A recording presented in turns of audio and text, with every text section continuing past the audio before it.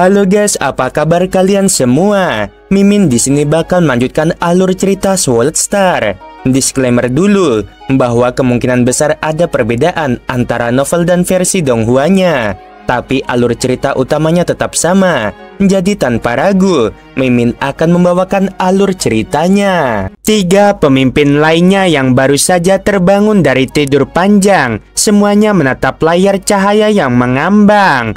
Mereka penuh dengan harapan. Bagaimanapun, Yang Mulia Raja Dewa telah memberi mereka perintah, yaitu untuk menemukan seseorang yang dapat mencapai puncak Menara Wuci. Mereka telah menunggu ini untuk waktu yang lama. Prajurit ini, dia mengendarai Dewa Cakara Emas, dan berdasarkan kecepatannya, prajurit itu belum pernah menggunakan teknik pembakaran kekuatan dewa. Ketika pemimpin itu terus mengamati Lo Feng di layar, sedangkan untuk 9 prajurit lainnya, para pemimpin itu melirik mereka dan mengabaikan mereka. Mereka telah melihat banyak prajurit elit selama ini, dan perhatian mereka hanya akan tertuju jika ada prajurit yang cukup kuat. Mereka terus mengamati. Waktu berlalu, dan ketiga pemimpin itu terdiam. Teknik tubuh yang brilian, kata salah satu pemimpin tinggi dalam baju besi berwarna merah.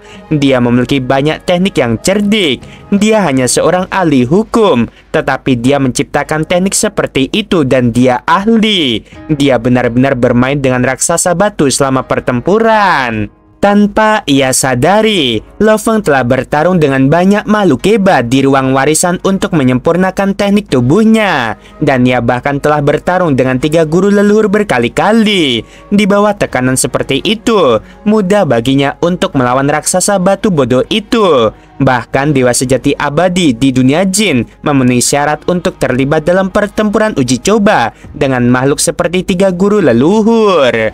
Aku pun terharu, kata pemimpin yang tinggi besar itu.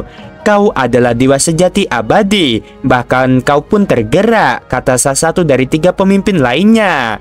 Ketika Yang Mulia Raja Dewa pergi, keempat pemimpin itu disegel sebagai Dewa Sejati Ruang Hampa. Setelah jangka waktu yang lama, salah satu dari mereka menjadi Dewa Sejati Abadi.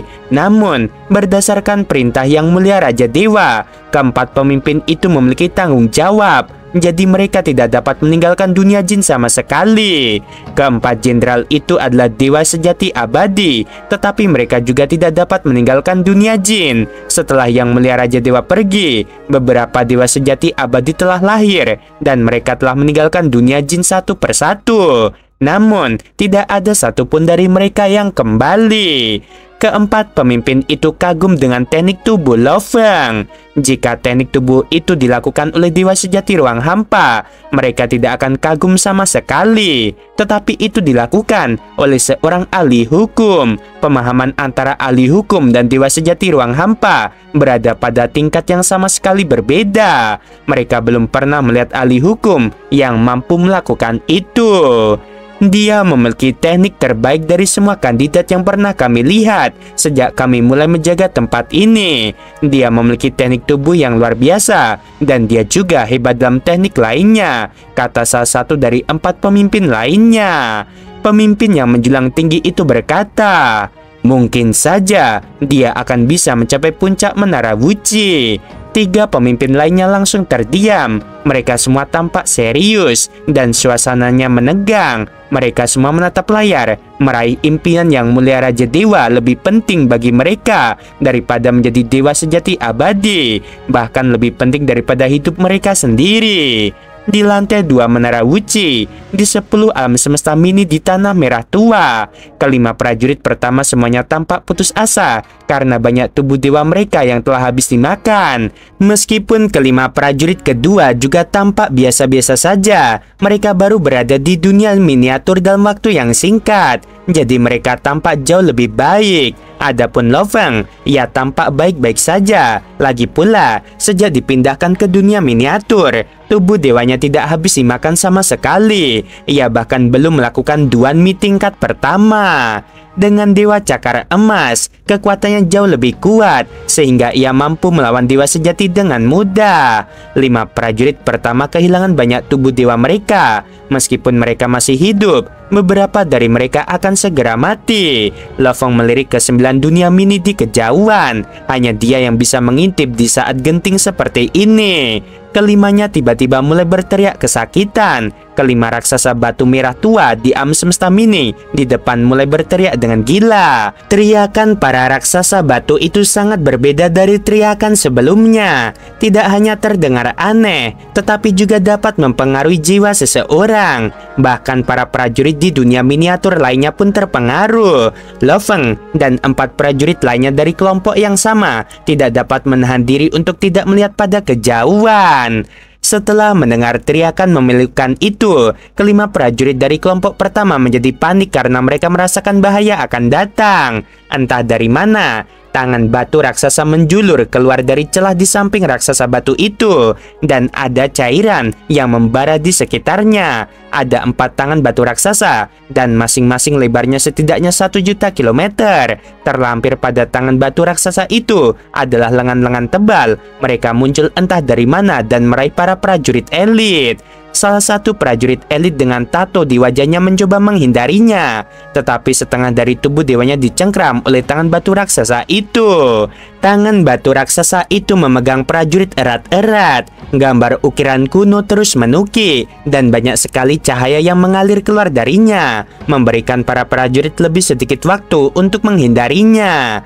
Raksasa batu merah tua itu meraung saat memukul prajurit dengan tinjunya. Prajurit yang terkena tembakan itu sangat menderita. Ia dicengkram dan dipukul pada waktu yang sama, yang terus-menerus menghabiskan tubuh dewanya. Prajurit itu terus bertarung, dan dia bahkan mencoba menggunakan palu dewanya. Dan dia akhirnya melepaskan diri dari tangan batu raksasa itu tepat sebelum raksasa batu itu mencoba memukulnya dengan tinjunya lagi.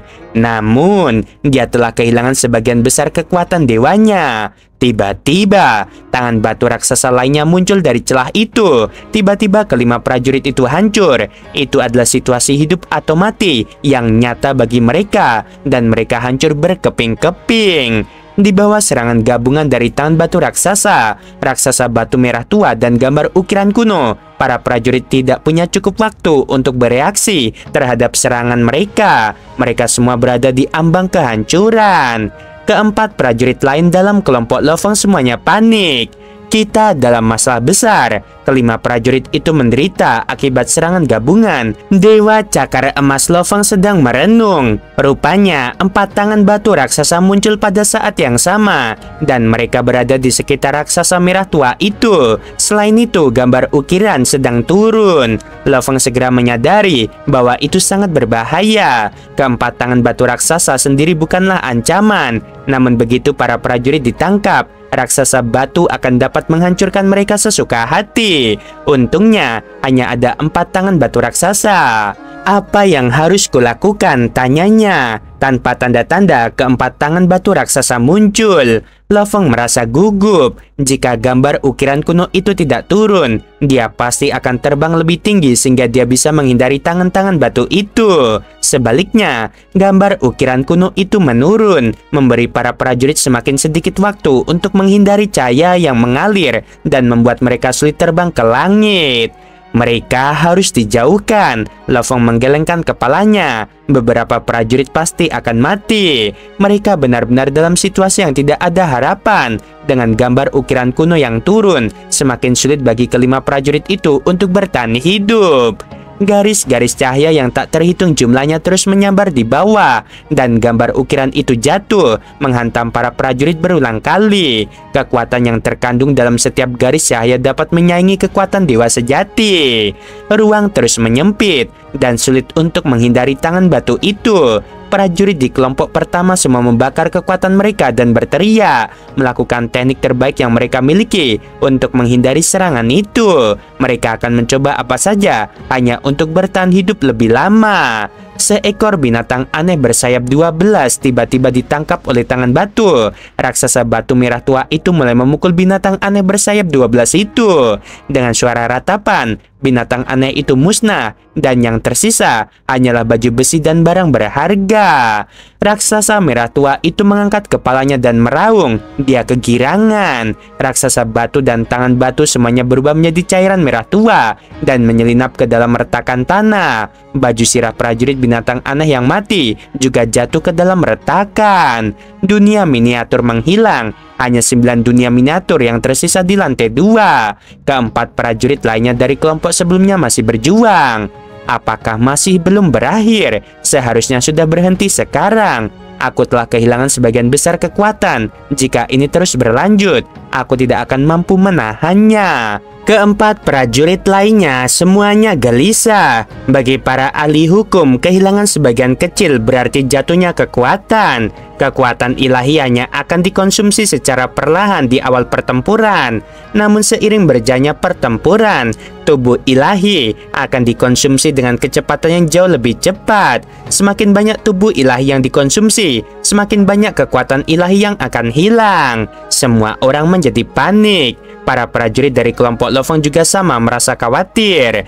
Kita harus menyimpan kekuatan ilahi kita. Kalau tidak, kita tidak akan bisa bertahan di lantai 2. Tepat saat mereka merasa khawatir, 5 suara melengking menusuk jiwa kelima prajurit itu. Keempat prajurit lain dalam kelompok Lo-Fong merasa ngeri. Mengapa secepat ini? Kami tiba jauh lebih lambat dari mereka. Mereka telah dipindahkan ke dunia miniatur setengah jam lebih lambat dari kelompok sebelumnya. Namun, mimpi buruk baru tiba 10 menit kemudian. Lo-Fong melonjak dan menatap langit. Gambar ukiran kuno yang besar itu terus jatuh. Raksasa batu merah tua juga bangkit. Mengikuti Lo-Fong, tugasnya adalah menghabisinya. Setiap telapak tangan berbatu itu lebarnya 1 juta kilometer dan lengannya sangat panjang. Mereka menjulur dan mencoba menangkap Lo-Fong, tetapi dia terbang ke langit terlebih dahulu. Dengan sedikit waktu, dia dapat dengan mudah menghindari tangan batu raksasa itu. Di istana kuno, keempat pemimpin tersegel dari lembah Raja Dewa, 1 dewa sejati abadi, dan 3 dewa sejati ruang hampa. Semuanya menatap layar, menantikan untuk melihat bagaimana Lo-Fong bertindak di lantai 2 Menara Wuci. Ruang pengawasan di puncak Menara Wuci sunyi. Di hadapan para pemimpin agung, layar-layar cahaya memantulkan gambaran pertarungan di lantai kedua. Sosok Lo-Fong, sang prajurit dari pasukan Sungai Piton, tampak seperti bayangan yang tak tersentuh. Tubuhnya meliuk lincah, menghindari cahaya dan cakar batu raksasa, seolah ia menari di tengah badai maut. Lihat dia, gumam salah satu pemimpin, matanya menyimpit. Bahkan tangan batu giok pun tidak bisa menyentuhnya. Dia mempermainkan raksasa batu merah tua itu, sahut pemimpin lain sambil tertawa kecil. Benar-benar luar biasa. Tapi ukiran kuno itu terus menuki. Dia tidak akan bertahan selamanya, ucap pemimpin ketiga. Nada suaranya penuh antisipasi. Benar saja, semakin lama jarak Lo-Fong dengan ukiran kuno di langit semakin dekat, dan setiap detik yang berlalu, medan menjadi semakin sempit. Tidak peduli seberapa gesit ia melayang di udara, tak semua serangan bisa dihindari. Beberapa sinar menembus pertahanannya dan menyentuh tubuh dewanya. Wajah Lo-Fong mengeras, ia bisa merasakan energi dewa dalam tubuhnya terkikis perlahan. Tidak bisa ditunda lagi, bisiknya. Duan Mi. Dalam sekejap, api tak kasat mata membakar tubuhnya. Tapi bukan api biasa. Ini adalah pembakaran kekuatan dewa tingkat pertama. Teknik yang mengorbankan kekuatan kehidupan untuk meledakkan kemampuan ke titik maksimal. Tubuhnya memancarkan cahaya menyilaukan dan kekuatannya meledak seperti badai surgawi. Dia mulai membakar kekuatannya, seru salah satu pemimpin. Akhirnya, aku kira dia akan menahannya sampai akhir, ujar yang lain sambil mengangguk kagum. Dan dia menguasainya dengan sempurna. Itulah kualitas prajurit dari pasukan khusus, puji pemimpin tertua. Sekarang Lo-Fong bukan lagi mangsa yang bertahan. Ia menjadi predator, cahaya yang mengalir dari langit, tangan batu yang menjulur dari celah dimensi, bahkan raksasa batu merah tua. Semuanya tampak tidak lebih dari permainan kecil. Lo Feng menari di medan perang, bergerak lebih cepat dari waktu, dan memanfaatkan raksasa batu sebagai perisai hidup untuk menangkis serangan cahaya mematikan. Namun, pertarungan itu bukan hanya milik Lo Feng. Di dunia miniatur yang sama, seorang remaja berbaju besi berlari dengan panik. Wajahnya pucat, napasnya berat, dan tubuh dewanya nyaris hancur. Ukiran kuno di langit telah turun sangat rendah. Ia bahkan tidak bisa terbang tinggi lagi. Apakah masih belum berakhir? Desisnya dengan gigi terkatup. Aku tidak bisa lari. Tangan batu raksasa menembus celah dan mengarah padanya. Ia mencoba menghindar, tapi tubuhnya sudah terlalu lamban. Cahaya menembus tubuhnya berkali-kali, dan kepingan armor serta energi dewa berterbangan di udara. Tidak mungkin, jeritnya. Aku belum mau mati. Dalam sekejap, cahaya memusnahkan dia sepenuhnya. Yang tersisa hanyalah puing-puing armor dan beberapa barang berharga yang tidak berarti. Di sisi lain, 3 prajurit lainnya nyaris sekarat, akhirnya bertahan hidup. Dunia miniatur mulai runtuh. Raksasa batu merah tua mencair dan kembali ke celah merah tua. Aku selamat. Aku sudah putus asa, kupikir aku akan mati. Astaga, tinggal 1 detik lagi, aku juga pasti musnah. Namun kegembiraan mereka tak bertahan lama. Tubuh dewa kita terlalu lemah. Bagaimana kita bisa naik ke lantai 3 dalam kondisi seperti ini? Lantai ketiga, keempat, kelima, kita bahkan mungkin tidak bisa berdiri tegak. Mungkin menara Wuci akan memberi kita waktu pemulihan. Tiba-tiba, salah satu dari mereka menunjuk pada kejauhan. Lihat, prajurit pasukan Sungai Piton itu, dia masih kuat. Dia bahkan menggunakan raksasa batu itu sebagai perisai siapa dia sebenarnya. Di tengah-tengah medan pertempuran, Lo Feng berdiri nyaris tanpa terluka. Kekuatannya tetap menakutkan. Mereka tidak tahu bahwa aku belum mengeluarkan kekuatan penuhku, bisik Lo Feng pelan. Matanya mengawasi puing dunia yang runtuh. 3 pilar cahaya turun dari langit. Dalam sekejap, ketiga prajurit yang bertahan termasuk Lo Feng ditarik menuju lantai ketiga. Sebuah dataran luas membentang sejauh mata memandang dengan langit tenang dan tanah yang kokoh. 3 sosok muncul dalam sekejap. Lo Feng dan 2 prajurit lainnya dari kelompok keempat. Ia segera menyadari bahwa ada 11 prajurit lain di kejauhan. 6 di antaranya dari kelompok ketiga dan keempat. 5 sisanya sudah ada di sana sebelumnya. Mereka adalah kelompok pertama dan kedua, pikir Lo Feng. Lantai ketiga menyatukan semua penyintas. Begitu Lo Feng muncul, suasana langsung berubah. Para prajurit di sekelilingnya menunjukkan ekspresi serius. Beberapa dari mereka langsung berteleportasi menjauh, menyegel riak ruang di sekitar tubuh mereka. Apa-apaan ini? Mengapa semua orang menjauh darinya?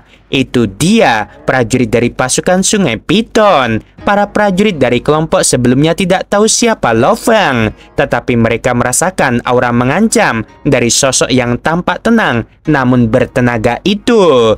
Jauhkan dirimu dari dia. Aku tidak ingin mati sekarang. Kita baru saja sampai di lantai 3. Jangan buat masalah. Lo Feng hanya tersenyum ringan melihat mereka menjauh, seolah mereka sudah tahu siapa yang akan menjadi ancaman utama di lantai ketiga kali ini. Hari demi hari berlalu, 6 kelompok prajurit datang satu demi satu. Jumlah total penyintas mencapai 38 orang. Sebagian besar langsung tahu tentang reputasi Lo Feng dan memilih untuk tidak menantangnya. Namun, tidak semua makhluk bisa menahan diri. Seorang makhluk tumbuhan raksasa dengan bunga-bunga berwarna-warni dan mata-mata yang berkilat di kelopaknya berdiri menjulang dengan aura angkuh. Kalian semua terlalu penakut, dengusnya. Hanya karena dia prajurit suku, kalian langsung takut. Aku sudah menghabisi puluhan ribu prajurit suku sebelum bergabung dengan pasukan ini. Seorang prajurit lain menjawab dari jauh. Itu karena tubuh dewamu tingginya 100 juta kilometer. Kami jelas bukan tandinganmu. Tapi dia, prajurit itu melirik ke arah Lo Feng. Dia bukan prajurit biasa. Loveng tidak berkata apa-apa. Ia hanya berdiri, diam dengan matanya setenang lautan dalam. Tapi semua orang tahu, diamnya lebih tajam dari senjata apapun. Pada hari yang ke-60, langit mulai berguncang. Sebuah pusaran raksasa muncul di atas daratan. Riak-riak ruang seperti gelombang air menyebar ke segala arah. Ke-40 prajurit yang tersisa serempak menengadah ke atas. Apa itu? Apakah pusaran air? Bukan, itu ternyata sebuah mata. Sebuah mata raksasa terbuka di tengah pusaran. Mata yang tidak berasal dari makhluk hidup manapun, tapi dari entitas yang jauh lebih tua, lebih purba dari waktu. Semua jiwa membeku seketika. Lalu, sebuah suara kuno menggema di udara, seolah berasal dari kedalaman alam semesta itu sendiri. Oke guys, sampai sini dulu episodenya. Maaf banget ya, Mimin lagi sibuk teman-teman. Ini pun selesainya jam 1:30, nggak tahu nanti uploadnya kelar jam berapa baru ke upload ya. Kemarin capek banget nyelesain NTZZ-nya. Untuk besok sepertinya bisa lebih awal ya untuk SWOT Star, karena Mimin sementara nggak bikin NTZZ dulu ya, bisa fokus lagi ke SWOT Star ya, karena belum ada request lanjutan untuk NTZZ. Sebelum video berakhir, Mimin mau bilang sungguh membagongkan. Terima kasih.